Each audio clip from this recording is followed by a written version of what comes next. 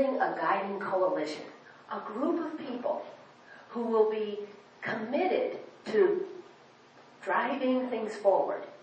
They will be change champions.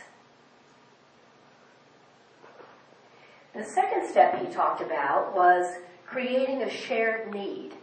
And that's what you've been talking about so far this morning, and we'll continue to talk about. You all have a shared need for your businesses to be successful in the hobby.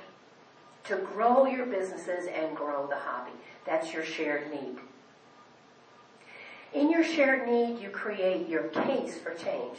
Why do we need to change? And what do we need to change? That goes to the third step. The third step is shaping the vision. What do we want this hobby to look like? How are we going to attract the Gen Y into the hobby?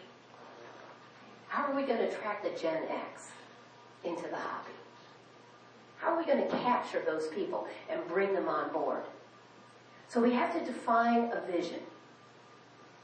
Now, if you look below at that little paragraph, it says, for successful initiation of change, 2 of those top 3 categories have to exceed 50%. In other words, it has to exceed an average approach. So you have to be more than average in your leading change, more than average in your ability to create shared need, more than average in your ability to generate a vision.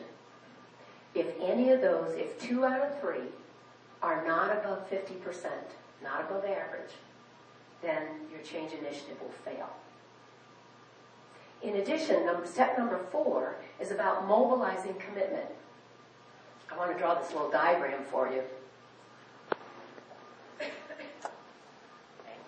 When we talk about mobilizing commitment, about 34% of people are typically gung-ho about change. They just love change for change's sake. About 58% of people sit on the fence and just watch to see how it's going to go.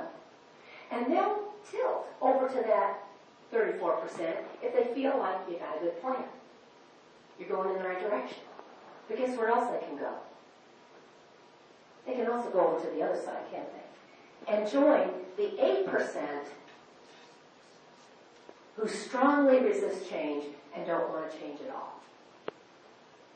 So as you look at that, I want you to think about, 1, where are you?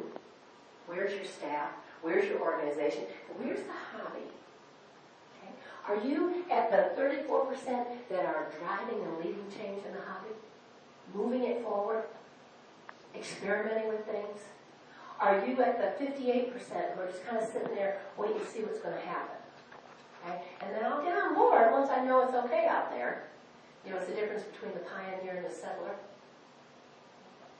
The pioneer was always out there, and the settler was always going, hey, how is it out there? Right? That's the person sitting on the fence.